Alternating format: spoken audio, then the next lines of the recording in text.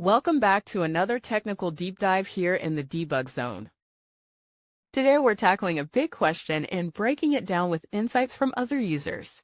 Hopefully this clears up some misconceptions and helps you get the answer you need. So buckle up, stay a little curious, and let's jump right in.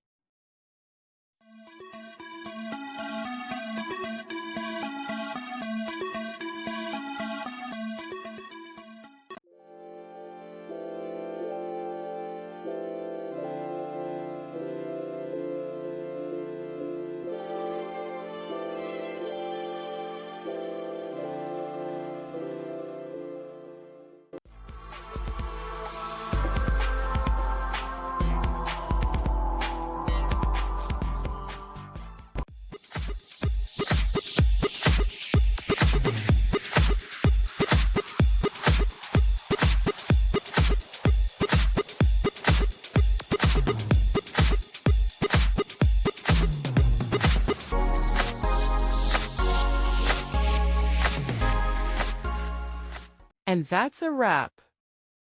I hope you found the answer you were looking for. If you did, take a second to hit that subscribe button. It really helps out. And let me know in the comments which solution worked best for you. See you next time in the debug zone.